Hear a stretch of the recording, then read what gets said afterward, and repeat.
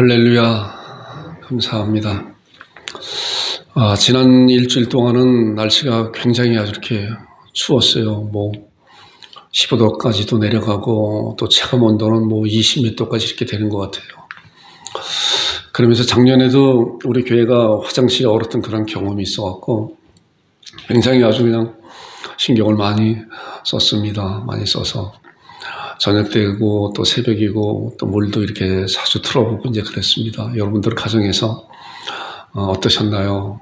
또한 이런 추위에 우리 건강을 잘 지키셔서 건강한 몸으로 하나님 앞에 귀하게 쓰임받는 여러분들과 제가 되기를 주님으로 축원드립니다.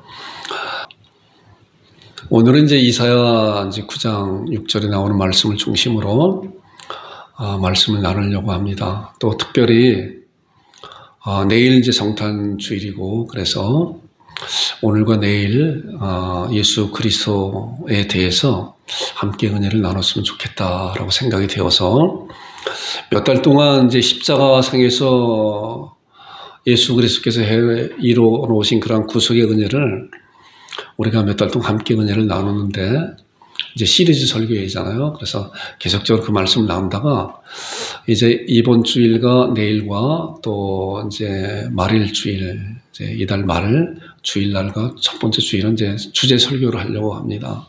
그래서 1월 둘째 주부터 다시 이제 마가복음을 또 이렇게 말씀 나누려고 합니다. 특별히 오늘은 이제 구약에서 예수 그리스도의 예언이 어떤 것인가.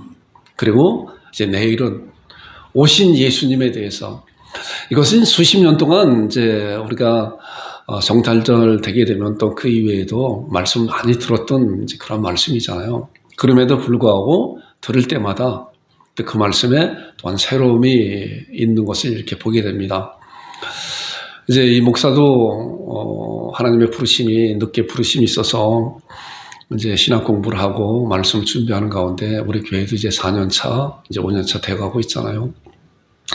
말씀을 준비할 때마다 특별히 이제 계절 설교를 할 때마다 수수감사절이든 또한 성찬절이든 지난해에는 또 어떤 말씀을 하였나 또 이렇게 살펴보게 됩니다. 그런데 거의 말씀이 이제 또 이렇게 비슷한 것 같아요. 그럼에도 불구하고 또 그 말씀을 통해서 함께 이제 또 은혜를 나누게 되잖아요.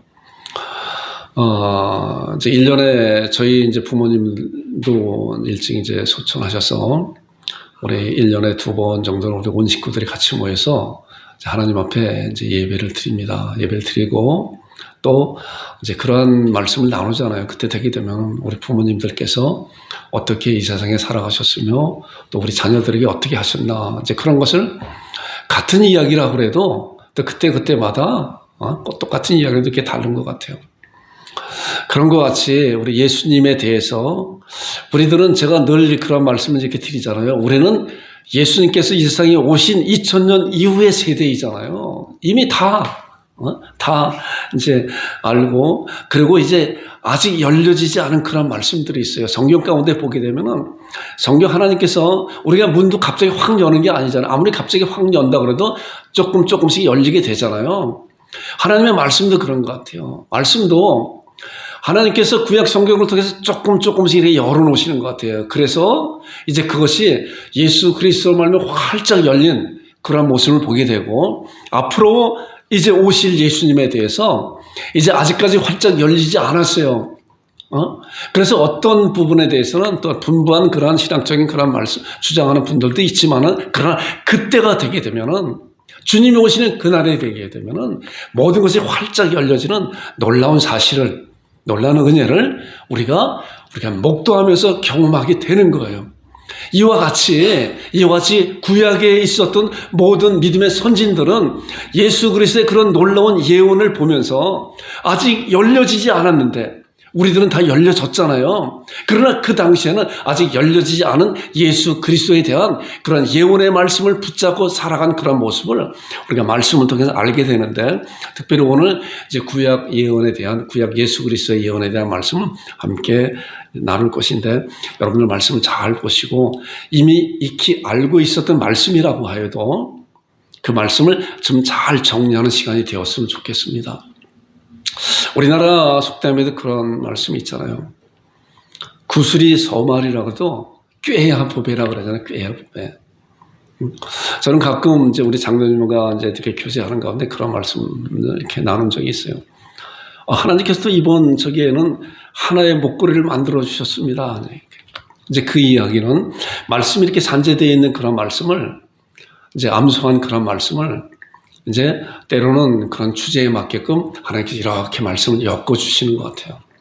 그래서 그러한 말씀을 나름대로 또 이렇게 정리를 해보고 이제 그래요. 제가 30대 초반이죠. 30대 초반. 그때 이제 아주 귀한 성경 교사를 이제 제가 만났어요. 우리 청년 시절이죠. 말씀을 가르치고 하는 그런 가운데 가장 중요한 것은 지금도 그런 말씀을 우리 성도들에게 이제 가르치려고 또 이렇게 많이 말을 이제 하고 있어요. 성경 암송에 대한 중요성을 말씀하고 있는 거예요. 하나님의 말씀을 암송하라. 그래서 그 암송에 대한 그런 방법을 가르쳐 주시고, 그리고 그때부터 지금까지 물론 중간에 많이 쉬었지만은 계속적으로 그런 말씀을 암송하면 할수록 그 말씀이 얼마나 놀라운 말씀인가. 그래서 뼈는 우리여도 그 뼈가 얼마나 그 안에서 많은 귀한 것들이 나와요. 하나님 말씀은 그거와 차원이 다르게 말씀은 우리면 우릴수록 그 말씀 가운데 그 깊이와 넓이가 얼마나 놀라운 것인지 몰라요. 그렇기 때문에 제가 가끔 여러분들에게 말씀 암송하세요. 암송해서 말씀 암송하게 되면 아무리 복잡한 지어차라고 눈을 감고 말씀을 되새김질 하잖아요. 말씀의 암송은 정도가 없어요. 정도가. 다른 길이 없는 거예요. 복습이에요. 복습. 계속적으로 복습하고 암송하고 또한 그것을 꺼내어서 그 말씀이 어떠한 말씀인가 그럴 때마다 하나님께서 성령님을 통해서 우리가 삶 가운데 이뤄갈 때 그 말씀이 우리를 인도해 간다 그러잖아요. 그러니까 주의 말씀은 내 발의 등이요 내 길의 빛이란 그 말씀이 하나님의 말씀을 알고 있어야 그 말씀이 시시적절하게 그 말씀이 끄집어내서 진리의 성령님께서 진리의 성령님이세요. 요한복음에 나오는 말씀같이 성령님은 진리의 성령님이 이 세상에 오셨기 때문에 스스로 말하지 않고 듣는 것을 말하며 장래일을 너에게 가르쳐 주신다고 말씀했는데 그 성령님께서 우리 가운데서 알고 있는 그 말씀, 암송하고 있는 그 말씀을 묵상하고 있었던 그런 말씀은 시시적절하게 그 말씀으로 우리를 인도해 가시는 거예요. 그렇기 때문에 하나님의 말씀이 얼마나 귀한 것인가라고 하는 것을 다시 한번 이렇게 생각을 하게 됩니다.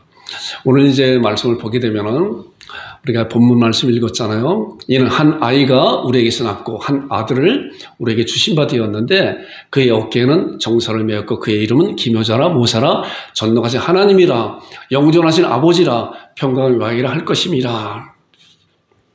이 말씀을 중심으로 구약에 나타난 그리스도에 대한 예언이 어떠한 것인가를 함께 말씀을 통해 나눌 것입니다. 자, 우선 이제 그 메시아도 그리스도잖아요. 같은 말이잖아요. 같은. 예수님을 가리켜서 히브리어는 메시아라고 그러고 헬라어는 그리스도라고 말씀하는 거예요. 우리나라도 그러잖아요. 우리나라 말로는 대한민국이라고 그러는데 영어로는 뭐라고 그래요? 코리아라고 그러잖아요. 코리아. 그리고 중국어로 한문으로 하면 한국이라고 그러죠. 한국. 우리나라를 가르쳐서 이렇게 다양하게 말을 하고 있는데 그 뜻은 같은 뜻과 마찬가지로 메시아나 그리스도는 같은 그런 말이에요. 어떤 뜻인가 보니까 기름 부음 받은 자, 더 구체적으로 이 세상을 구원할 구세주다. 메시아 그리스도가 이런 거예요. 먼저 이런 사실을 이제 잘 알지만은 다시 한번 잘 짚고 우리 마음 가운데 잘 신앙하는 여러분들 되길 바랍니다. 자, 본문에 있는 말씀 다시 한번 보겠습니다. 이는 한 아이가 우리에게서 낳고 한 아들이 예수님은 한 분이에요. 독생자가 얼마나 귀한 말씀인가. 하나님의 독생자 그분만이에요.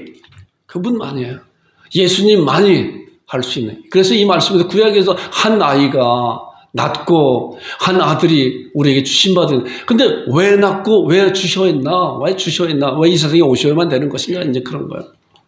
자, 그의 어깨는 정사를 메었고 그 이름은 기묘자라 묘사라. 지금 말이 좀 이렇게 어려워요 보니까. 그래서 성경 이제 세번역 성경을 개역 개정인데도 좀 더 좀 쉽게 말씀을 이렇게 번역했으면 어떤가. 제가 그래서 현대인의 성경을 한번 이렇게 봤어요. 현대인의 성경을 보니까 정사는 이제 통치자라고 하는 거고, 기묘자 모사라고 하는 것은 위대한 스승, 위대한 교사, 이제 그러한 뜻이에요. 그런 것을 좀 현대인들이 알기 쉽게 이렇게 번역했으면 얼마나 좋았을까 하는 그런 생각도 잠깐 해보게 됩니다. 자, 전능하신 하나님이라 어떤 분이 한 아이가, 한 아들이 우리에게 주신받았는데, 그분이 전능하신 하나님, 영존하신 아버지라, 또한 평강의 왕이라 할 것임이라. 그리고 이제 7절에 나오는 그 말씀이 이어서 나오는 말씀이 보니까 그 정사와 평강의 도함이 무궁하며 또 다윗의 왕자와 그의 나라에 군림하여 그 나라를 굳게 세우고 지금 이후로 영원히 정의와 공의로 그것을 보존하실 것이라. 만군의 여호와의 열심히 이를 이루시리라 하였습니다. 자, 이 말씀에서 보니까 한 아이와 한 아들이 같은 그런 이제 한 분을 말씀하고 있는 거잖아요. 그분이 오실 때 왕권을 갖고 오실 것이다. 그리고 영원한 왕권을 가지고 오실 그분이 영원히 정의와 공의로 그것을 보존하실 것이며 하나님께서 여호와 하나님께서 이것을 이루실 것이다라고 이사야 선지자를 통해서 예수님은 이사야 선지자는 예수님 오시기 약 700년 전에 이제 이 땅에 사역하시는 그런 실존 인물이잖아요. 선지자잖아요.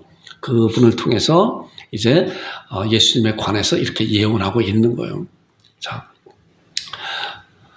왜 제가 이제 여기 이제 돌을 달아봤어요. 여러분들도 이제 그랬으면 좋을 것 같아요. 성경 말씀을 읽어보면서 잘 모르는 말씀이라든가 아니면 또 이런 말씀이 기록된 말씀에서 왜 이 말씀이 그렇게 되었을까? 왜 한 아이와 한 아들이 이 세상에 오셔야만 되는 것인가? 한 아이와 한 아들이 오셔야만 되는 것인가, 이 세상에? 왜 그런 것이죠? 여러분들 이제 잘 아는 그런 말씀이잖아요. 근데 말씀은 이제 이렇게 짚고 넘어가는 거예요. 왜 오셔야만 되는 거예요? 우리가 이미 창세기 말씀을 통해서 이제 보니까 창세기 3장 15절인데 3장 15절은 아담과 하와가 하나님 앞에 범죄하고 사단의 유혹에 넘어가서 자기의 욕심에 끌려서 하나님과 같이 되려고 하는 그런 교만한 마음으로 하나님의 범죄하고서 그리고 하나님을 떠나버렸잖아요. 하나님께 부르시는데 도망가 버리고, 그러나 하나님께서는 다시 찾아오셔서 이제 아담에게 귀한 이제 가죽옷을 지어 입힌 그런 사실을 우리가 지난 주간인가 함께 은혜를 나눴잖아요. 그리고 이제 창세기 3장 15절에는 이제 사단 마귀에게 하나님께서 저주하는 그런 말씀이에요. 자, 보세요. 이게 이제 창세기 3장 15절 말씀이 이제 원시복음이라고 그러는 거예요. 제가 아까 문에 대한 말씀을 잠깐 드렸잖아요. 잠깐 문이 한꺼번에 열리는 거죠. 조금씩 열린다고 그랬잖아요. 이 말씀 보니까 내가 너로 이제 뱀에게 하는 건데, 뱀이 이제 사단 마귀가 뱀의 화신을 입고 이제 아담과 하와를 유혹해 버렸잖아요. 그런 가운데 이제 하나님께서 내가 너로 여자와 원수가 되고 내 후손도 여자의 후손과 원수가 되게 하리니, 그 다음에 나오는 말씀은 여자의 후손은 내 머리를 상해 갈 것이요 너는 그의 발꿈치를 상해 갈 것이라. 이것이 복음에 대한 말씀을 조금 열어놓은 거예요. 하나님께서 내가 너로 여자와 여자의 후손이 누구인가? 여자의 후손이 우리 잘 알잖아요. 너무나 잘 아는 말씀이에요. 여자의 후손 예수 그리스도라는 것을 이미 알고 있지만은 우리가 이런 말씀을 통해서 이제 말씀을 좀 잘 다져낼 필요가 있어요. 왜냐고 하면은 그래야만이 우리의 신앙이 흔들리지 않을 뿐더러 다른 이들에게 전도할 때 하나님의 말씀을 정확하게 말씀을 증거하고 있을 거예요. 있을 수 있는 것이에요. 자, 여자의 후손이 어떤 것인가? 이사야 선지자를 통해서 이 말씀도 그렇잖아요. 처녀가 잉태하여 아들을 낳으리니 징조를 너에게 주실 것이요 처녀가 잉태하여 아들을 낳을 것이라 그의 이름은 임마누엘이라. 여자의 후손인데 이제 이사야 선지자를 통해서 그 문을 조금 더 열어놨어요. 주께서 친히 징조를 너에게 주실 것인데 봐라 처녀가 잉태하여 아들을 낳을 것이요 그의 이름은 임마누엘 하리라. 자, 예수님이 오시기 700년 전에 이사야 선지자를 통해서 이 말씀이 선포되었을 때 많은 사람들이 얼마나 이 말씀에 대해서 혼란을 겪었겠어요. 어떻게 처녀가 잉태하여 아들을 낳을 것인가? 이사야 선지자는 잘못된 말씀 아닌가요? 다시 고쳐주세요 라고 이야기하지도 않았을까 하는 그런 생각이 들어요. 그러나 이 말씀에 대한 담겨있는 그 말씀, 이 말씀이 아직까지 열려지지 않았기 때문에 이러한 말씀이 어떠한 말씀인가 당시에는 잘 알지 못하였지만은 700년 후에 예수님께서 마리아를 통해서 이 세상에 오신 그런 놀라운 사실을 볼 때 이 말씀이 얼마나 정확하게 구약에서 예언하고 있는 말씀인가. 그렇기 때문에 우리는 말씀을 볼 때 우리가 잘 알지 못하는 그런 말씀이 있다고 해도 우리 마음대로 그 말씀을 이렇게 해석할 수 있는 그런 것이 아니라 성령님께서 그런 말씀을 통해서 열려있는 말씀은 우리가 확실히 볼 수가 있고 아직 열려있지 않은 그런 말씀에 대해서는 사모하는 가운데 기다리는 가운데 간구하며 기도할 때 하나님께서 때가 되어서 우리의 그런 말씀을 활짝 열어주는 놀라운 경험을 하게 되는 것입니다. 이사야 선지자를 통해서 보니까 그러므로 그 여자의 후손이 누군가? 여자의 후손이 처녀로부터 잉태해서 아들을 낳을 그 후손이다라고 조금 열어놨잖아요. 자, 그 아들이, 그 처녀가 잉태 아들을 낳을 것인데 그 아들이 어디서 태어날 것인가? 이것이 이제 미가서 5장 2절에 나오는 말씀이에요. 보니까 베들레헴 에브라더야. 너는 유다 족속의 작을지라도 이스라엘을 다스릴 자가 내게서 나올 것이라. 그의 근본은 상고의 영원에 있는 영원 전부터 계신 그분인데 베들레헴을 땅에서 오실 것이다. 그러니까 창세기 3장 15절을 통해서 여자의 후손으로 오실 그분이 이제 이사야 선지자를 통해 처녀의 몸에서 오실 것인데 그 처녀의 몸에서 오실 그 아들이 어디서 태어날 것이냐? 베들레헴에서 태어날 것이다 라고 이렇게 구체적으로 구약 성경은 말씀하고 있는 거예요. 아직까지 이 당시에만 봐도 아직까지 메시아가 구원주가 이 세상에 오실 것이라고 하는 그런 말씀만, 그런 예언만 있었을 것이지 그것이 구체적으로 어떻게 오실 것인가에 대한 말씀에 아주 이렇게 가려있는 그런 말씀이에요. 그래서 아는 자만이 아는 거예요. 비밀이라고 하는 것은 드러난 비밀은 아는 자만이 아는 것이다. 물론 신약성경에 예수님께 오실 때 수많은 율법학자들이 이런 말씀 얼마나 잘 알겠어요. 그런데 어땠어요? 동방박사가 와서 예루살렘에 와서 그들은 몇 달을 걸쳐서 이제 성령님의 이끌림 받아서 별을 보고 이제 왔잖아요. 왕으로 태어나시니가 어디 있느냐라고 예루살렘에 와서 했을 때 얼마나 예루살렘에 소동이 일어났어요. 헤로드 왕이 이제 율법학자를 불러서 이야기했잖아요. 그랬더니 베들레헴이다라고 말씀에 기록되었습니다. 그렇다고 하면은 율법학자들이 제일 먼저 달려가야 되잖아요. 그들의 교통수단도 더 있었을 거 아니에요. 말도 있었고 그랬을 거 아니에요. 그러나 그들은 가지 않았어요. 이런 말씀 통해서 볼 때 아는 거와 믿음은 다르다는 거예요. 아는 거와 믿음은 달라요. 믿음의 3요소가 그거 아니에요. 먼저 알아야 돼요. 알아야 믿죠. 그리고 그 말씀에 대해서 찬동이라고 그러죠. 이제 신학적 성경으로 알고 그 다음에 찬동하고 여기 믿음이 아니라는 거예요. 그 말씀은 신뢰한 내 마음 가운데 그 말씀이 이루어져야 된다는 거예요. 좀 다른 표현으로 그 말씀이 내 마음 가운데 깨달아져야 된다는 거예요. 동방박사는 그 말을 듣고 깨달았기 때문에 알았기 때문에 믿음을 가졌기 때문에 베들레헴 땅으로 달려갔잖아요. 그러나 성경학자들은 어땠어요? 성경학자들은 그렇게 많이 가르쳤음에도 불구하고 믿지 않은 거예요. 지식적으로만 있었다는 거예요. 지식적으로만. 그렇기 때문에 우리도 이러한 것을 통해서 하나님의 말씀을 볼 때 우리의 믿음으로, 그래서 믿음은 그 말씀이 우리 마음과 당겨졌을 때 믿음은 행함이 동반되는 거예요. 행함이 동반되는 거예요. 그래서 야고보서에도 행함이 없는 믿음은 죽었다라고 말씀해요. 행함이 없는 믿음이 아니다라는 거예요. 우리도 이런 말씀을 통해서 우리의 믿음을 잘 살펴봐야 돼요. 나는 그냥 하나님의 말씀을 먼저 말씀을 알고 그 말씀이 내 마음 가운데 이루어진 것인가. 그리고 이루어진 증거가 그 말씀을 통해서 나의 삶 가운데 일어나고 있는 것인가 라고 살펴볼 때 그 말씀이 내 마음 가운데 역사하고 있는 것이구나. 하나님께서 나에게 믿음을 주셨구나 라고 이렇게 하나님 앞에 감사드릴 수가 있는 거예요. 또 이제 예레미야 23장 5절에 보니까 그 예수님께서 그 메시아 그리스도께서 어떻게 오실 것인가 보니까 여호와의 말씀이나 보라 때가 이르니 내가 다윗에게 한 의로운 가지를 일으킬 것이라. 그가 왕이 되어 지혜롭게 다스릴 것이며 세상의 정의와 공의를 행할 것이다. 여기 보니까 또 이제 왕권으로 오시는데 다윗의 가주에서 다윗을 통해서 오실 것이다라고 하는 말씀을 예언하고 있잖아요. 자, 그렇기 때문에 마태복음 1장에 보니까 아브라함과 다윗의 자손 예수 그리스도의 계보라라고 말씀한 그 내용이 구약 성경과 신약 성경을 계속적으로 이어지는 그런 말씀이라는 거예요. 그래서 우리가 이 이제 네 가지에 대한 말씀을 좀 잘 이제 정리를 좀 해놨으면 좋겠어요. 창세기 3장 15절, 이사야 7장 14절, 처녀의 몸에서, 그 다음에 미가서 5장 2절, 베들레헴 땅에서, 예레미야 23장 5절, 다윗의 의로운 가지, 다윗의 계통을 통해서 오실 그 메시아에 대해서, 그리스도에 대해서 이렇게 잘 좀 정리해 놓으면 우리가 말씀을 볼 때도 또 다른 분들과 교제할 때도 또 말씀을 증거할 때도 굉장히 유익되는 놀라운 능력 있는 그런 말씀이라 이렇게 생각이 되어집니다. 자, 스가랴에 나오는 그런 말씀 보니까 이제 보니까 시온에 따라 크게 기뻐할지어다 예루살렘에 따라 즐거이 부를지어다. 왜 그런가 보니까 그 다음에 나오는 말씀이죠. 보라 내 왕이 내게 임하시나니 왕권으로 오시는 거야. 예수 그리스도께서는 왕권으로 오시는 거야. 이 세상에 왕권으로 오셨는데 그 왕이 어떠한 왕인가 이제 또 봐야 돼요. 그는 공의로우시며 구원을 베푸시며 겸손하여 나귀를 타시나니 나귀의 작은 것 곧 나귀 새끼니라. 이 말씀도 이미 다 예수님께서 예루살렘에 입성할 때 다 이루어졌잖아요.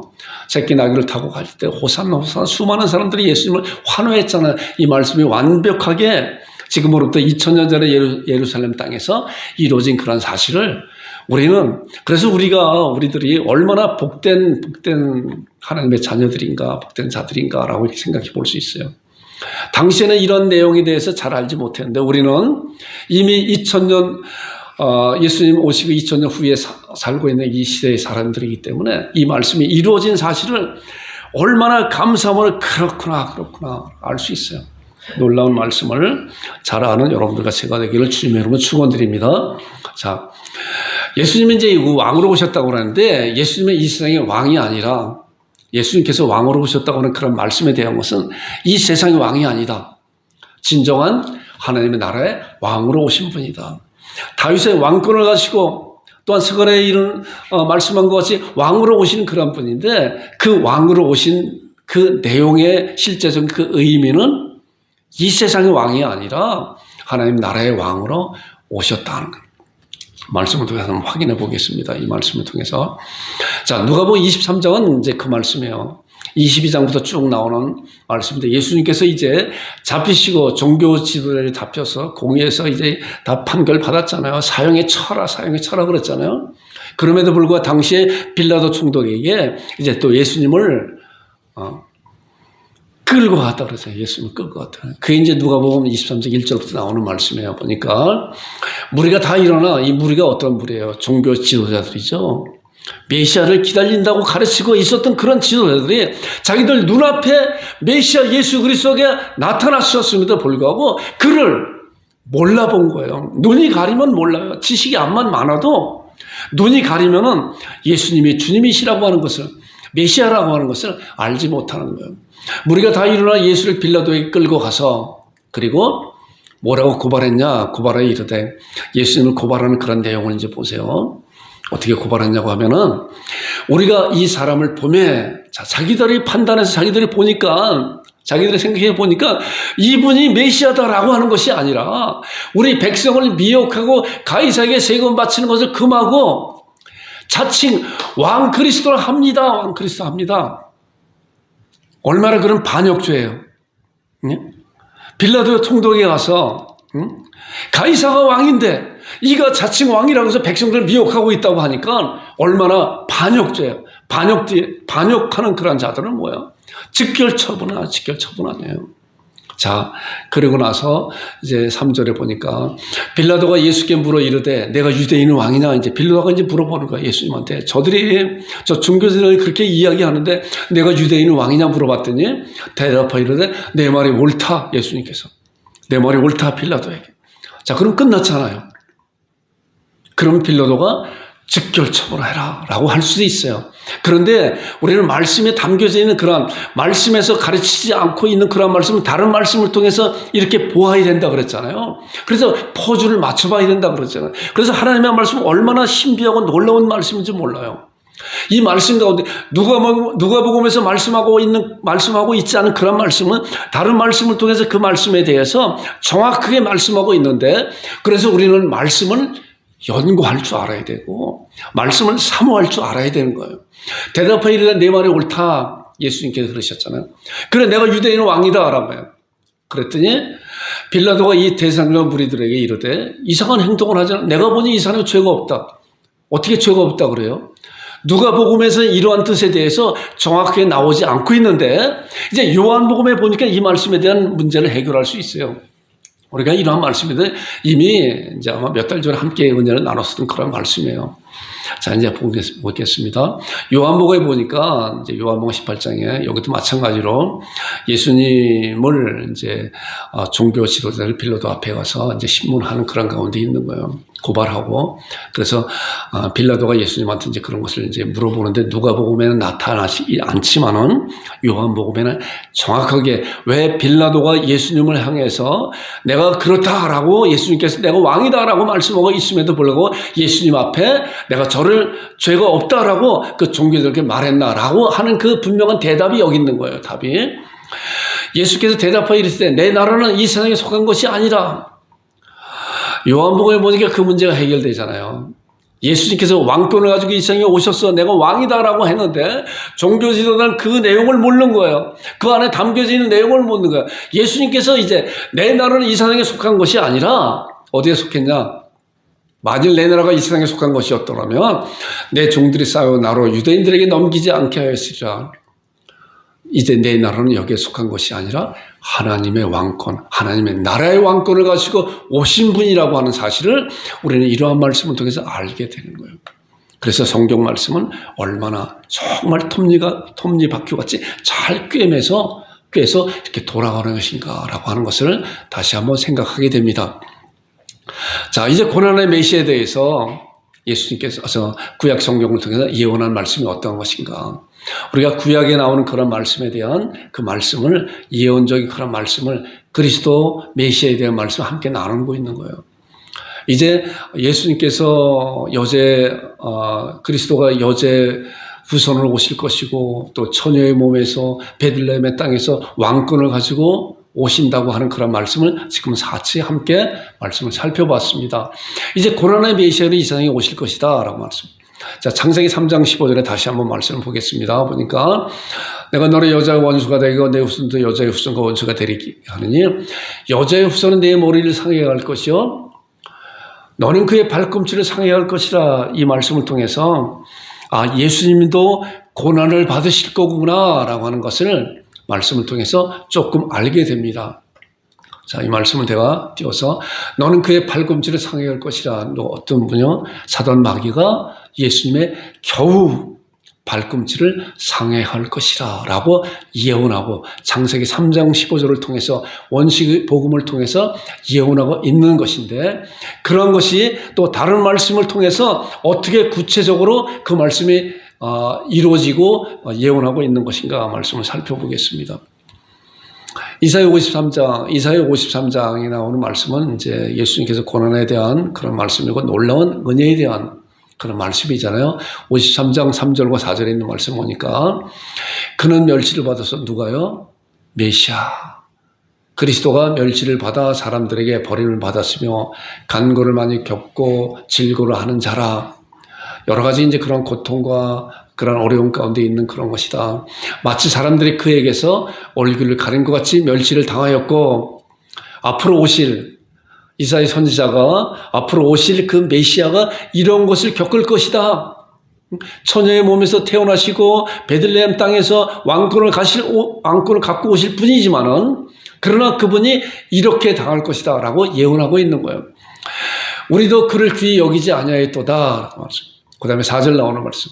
그는 실로 우리의 질고를 치고 우리의 슬픔을 당하였거늘 우리는 생각하기를. 그랬어요. 앞으로 오실 그 메시아가 이렇게 고통과 질고와 멸시와 천대를 받으시면서 이렇게 죽음을 당하실 건데 우리는 생각하기를 그랬다는 거예요.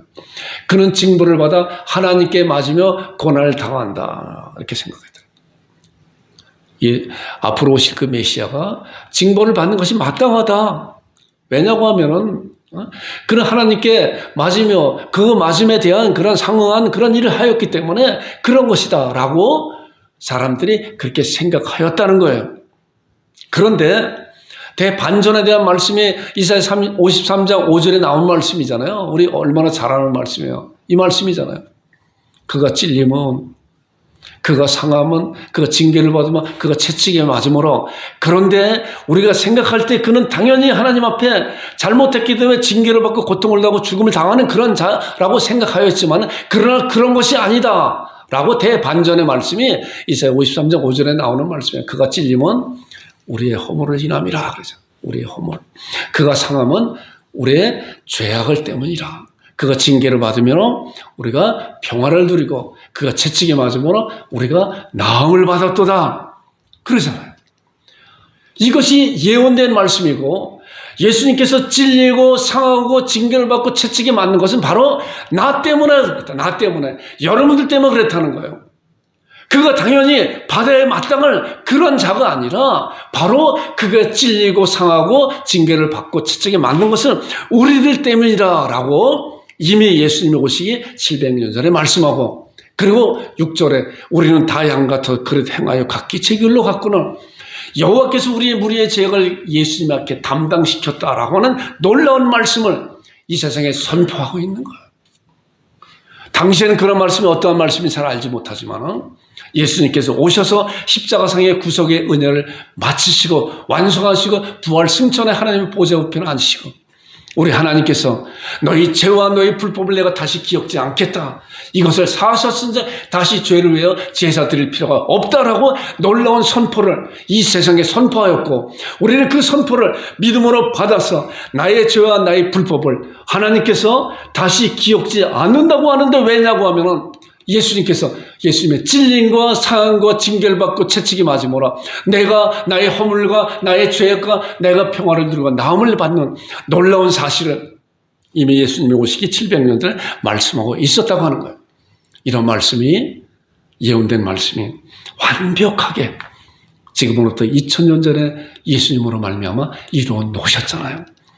그러니까 우리가 얼마나 놀라운 은혜의 사람들인가 감사하는 그런 자인가. 하나님께서 이미 그런 사실을 이후 2000년 세대에 2000년 후에 우리를 이 세상에 태어나게 하시고 이런 사실을 우리가 믿음으로 받고 하나님 감사합니다. 감사합니다. 라고 아담이 하나님을 떠난 것과 같이 그러나 하나님께서 찾아와서 아담아 내가 어디 있느냐라고 물어본 것 같이 우리도 스스로 하나님을 저버린 자 그러잖아요. 모든 사람의 죄를 범하였으면 하나님의 영광에 이르지 못하다. 너희 죄악이 너희 하나님 사이를 내었다 그러는데 그러면 그 죄악에 대한 죄의 삭은 사망이라고 했는데 이제 하나님께서 예수 그리스도로 말미암아 우리 마음 가운데 찾아오셔서 내가 어디 있느냐라고 할 때 하나님께서 아담에게 가죽 옷을 입힌 것 같이 우리에게 예수 그리스도의 보혈의 옷을 의의 옷을 입혀주셔서 우리는 하나님 앞에 담대히 나갈 수 있는 그러므로 예수의 피로 말미암아 우리 하나님 앞에 담대히 나갈 수 있는 그런 길을 새로운 살 길을 우리에게 열어주셔서 우리는 얼마나 감사하고 기쁜지 몰라요. 우리가 성탄 이런 주일을 맞이해서 이런 사실을 마음에 좀 잘 다져져서 이런 기쁨을 말씀을 우려내고 말씀 가운데서 더 깊이 들어갈 수 있는 여러분들과 제가 되기를 주님 여러분 축원드립니다. 자, 그런데 이제 구약에도 메시아를 기다리는 사람들이 있어요. 메시아를 기다리는. 우리 신약에는 누구를 기다려요? 앞으로 오실 예수님을 기다리잖아요. 재림 예수를 기다리는 거예요. 재림 예수님을 기다리는 거예요.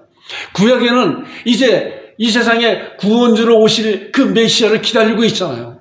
기다리는 사람들이 구약의 말씀이 있어요. 대표적으로 아브라함과 모세예요. 아브라함과 모세. 구약 말씀 가운데서는 그런 구체적인 말씀이 없는데 이제 예수님께서 신약 성경을 통해서 말씀하고 있는 그런 내용을 보겠습니다. 자, 메시아 그리스도를 기다리고 있었던 그런 사람들이 누군가? 아브라함 대표적으로 요한복음 8장에 보니까 이런 말씀이 있어요.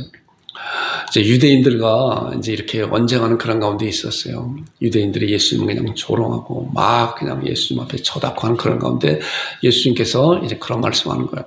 보니까 너희 조상 아브라함은 뭐예요? 나의 때에 볼 것을 즐거워하다가 보고 기뻐하느니라. 너희 조상 아브라함이 나의 때에 볼 것을, 내가 이 세상에 이 세상에 초림으로 구원주로 메시아로 올 것을 보고 즐거워하다가 보고 기뻐하였다라고.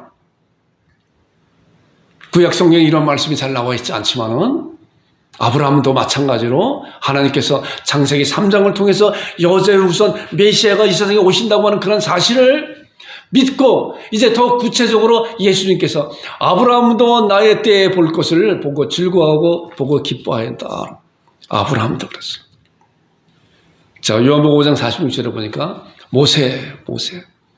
자, 아브라함 이후에 이제 모세가 이스라엘 백성들을 애굽 땅에서 구출해냈잖아요. 홍해를 건너서 하나님께서 아브라함에게 약속한 가나안 땅을 가는 그러한 지도자로 세웠잖아요. 자, 보니까 예수께서 모세를 믿었더라면 또 나를 믿었으리니 이는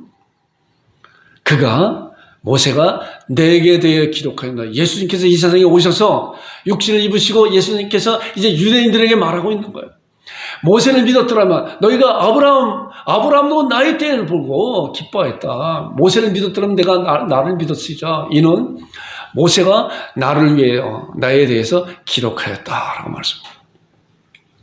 그러니까 모세도 마찬가지로 아브라함과 같이 앞으로 오실 그 메시아에 대해서 당신은 예수 그리스도에 대한 그런 내용에 대해서 잘 알지 못하였지만은 창세기 통해서 말씀한 그 내용에 대해서 여자의 후손으로 오실 것인데 처녀의 몸에서 베들레헴 땅에서 오실 왕권을 갖고 오실 그런 분인데 그런 것이 활짝 열리지 않았다고 해도 앞으로 하나님께서 때가 되면은 그분을 이 세상에 보내주실 것이다 라고 하는 그런 사실을 이제 구약의 모든 믿음의 자녀들은 앞으로 오실 구원주에 대해서 구세주에 대해서 간절히 사모하며 기다리면서 삶을 살아내고 그 생명이 떠나간 그런 사실을 보게 되는 거예요. 우리는 이제 때가 돼서 예수님께서 이 세상에 오셔서 구속의 은혜를 완성시키시고 하나님의 보좌 우편에 계셔서 앞으로 다시 이 세상에 심판주로 처음에는 이제 예수님께서 구세주로 구원주로 이 세상에 오셨지만은 다시 오실 그 재림 예수님께서는 심판주로 이 세상에 오시는 거예요. 우리는 그분을 바라보면서 제가 주님을 사모합니다.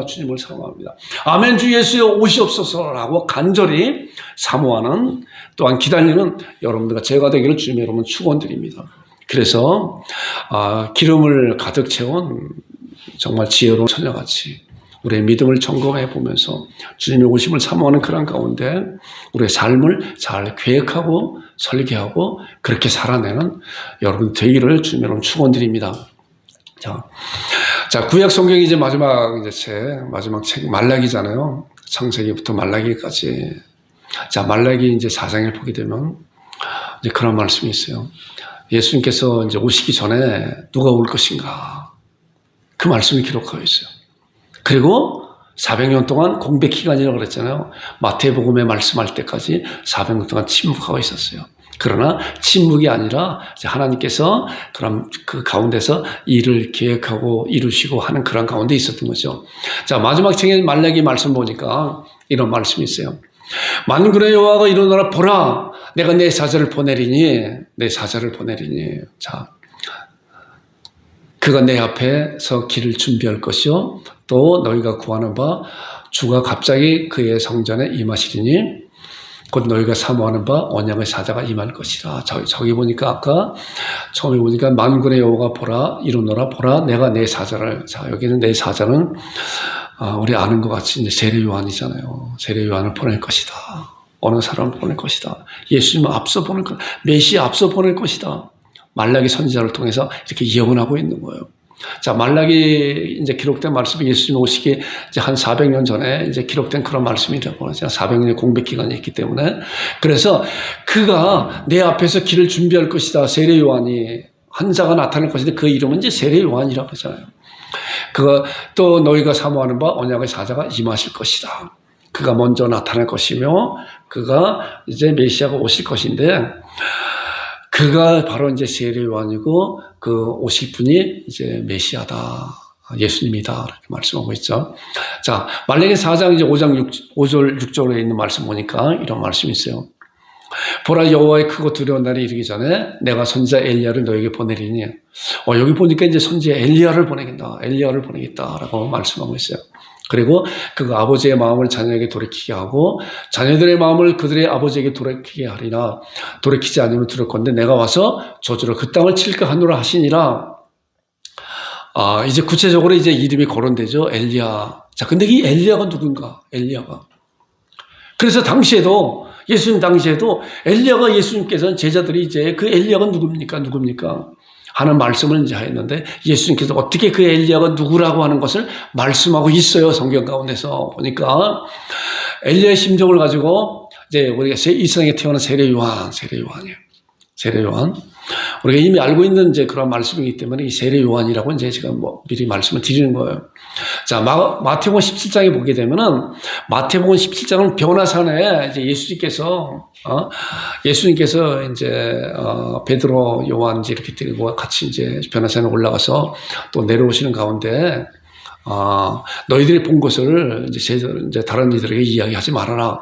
내가 다시 살아날 때까지 이런 이야기를 하지 말아라. 그리고 나오는 말씀이 이제 이 말씀이에요. 10절에 나오는 말씀이에요. 제자들이 물어 이르되 그러면 어째 서기관들이 엘리야가 먼저 와야 합니까? 이제 이렇게 예수님한테 물어보는 거예요. 여쭤보는 거죠. 예수께서 대답하여 이르시되 엘리야가 과연 먼저 와서 모든 일을 회복하리라. 엘리야가 먼저 와야 된다. 자, 엘리야가 하나로 승천하였잖아요. 그 엘리야가 올까요? 그러니까 아직까지 열려지지 않았는데 예수님께서 이러한 말씀에 대해서 활짝 열어놓았는데 그 열어놓은 말씀은 어떤 것이 그 다음에 나오는 말씀이에요. 보니까 내가 너에게 말하노니 엘리야가 이미 왔을 때 사람들이 알지 못하고 입으로 대화했다. 인자도 이와 같이 그들에게 고난을 받으리라 하시니라. 그제서야 제자들이 예수께서 하신 말씀하신 것이 세례 요한인 줄 깨달았더라. 그 엘리야가 먼저 와야 된다는데 그 엘리야가 바로 이 세례 요한이구나. 우리 다음 주에 이제 내일 이제 함께 말씀을 나눌 거니까 이 세례 요한은 예수님이 오시기 6개월 전에 먼저 이 세상에 오신, 그래서 주의 길을 평탄케 하고 주의 길을 열어놓은 그런 자인데, 그런 분인데, 우리 믿음의 선진인데, 이미 구약 성경을 통해서 정확하게 예언하고 있다는 거예요. 정확하게 예언한 말씀이 이제 몇백 년 후에 이 세상에 정확하게 이루어놓은 그런 사실을 보게 됩니다. 자, 누가복음 1장 이제 17절을 보니까, 이제 엘리사벳이 또한 사가랴가, 나이가 많았어도 아이가 없었는데 이제 하나님께서 은혜를 주셔서 아이를 갖게 하는 그런 말씀 가운데 나오는 말씀이거든요. 자, 그것도 엘리야의 심령과 능력으로 주 앞에 먼저 와서, 그가 누구예요? 세례 요한이에요. 그러니까 이런 말씀을 정확하게 볼 때 엘리야가 먼저 와야 된다고 하는 그런 말씀 가운데 내포되어 있는 말씀은 엘리야의 심령과 능력으로 주 앞에 먼저 오는 세례 요한이라고 우리가 말씀을 알고 있잖아요. 그래서 한 말씀 갖고는 그 말씀에 대한 정확한 그 내용을 잘 알지 못하는데 다른 말씀을 통해서 이렇게 조합을 해보니까 바로 예수님께서 말씀하고 있는 그 엘리야가, 구약에서 말라기 선지자를 통해서 엘리야가 먼저 메시아보다 먼저 와야 된다고 하는 그런 말씀의 내용이 바로 세례 요한, 엘리야의 심령과 능력으로 주 앞에 먼저 와서 아버지의 마음을 자식에게 거스르는 자의 의인의 슬기에 돌아오게 하고 주를 위해 세운 백성을 준비하리라 라고 하는 그런 것이구나. 우리는 이런 사실을 통해서 하나님 말씀이 얼마나 정확하게 그 예언된 말씀이 이루어진 것인가 라고 생각이 되어져요. 아까 말씀드린 것 같이 여러분과 저도 이제 아직 활짝 열려지지 않은 예수님의 재림에 대한 그런 말씀을 모세와 같이, 아브라함과 같이 사모하며 기다리며 준비할 때 놀라운 하나님의 은혜가 우리 가운데 경험해지고 그날이 올 때 우리는 아멘 주 예수여 제가 기다렸습니다. 제가 사모했습니다. 라고 간절히 주 앞에 영광과 감사와 찬송드리는 여러분과 제가 되기를 주님의 이름으로 축원드립니다. 우리 합심 기도하겠습니다. 말씀에 소개할 수 없어서 말씀에 잘 쓰는 여러분들 되게 바랍니다. 그리고 영혼의 말씀을 기다리며 사모하는 자 되게 할 수 없어서 구약의 선지자들과 같이 사모하며 기다릴 때 하나님의 놀라운 은혜를 경험과 같이 여러분들도 그렇게 되는 자 되길 바랍니다. 또한 태신자들의 마음을 품게 하여 주옵소서라고 이 찬송 끝날 때까지 함께 기도하겠습니다.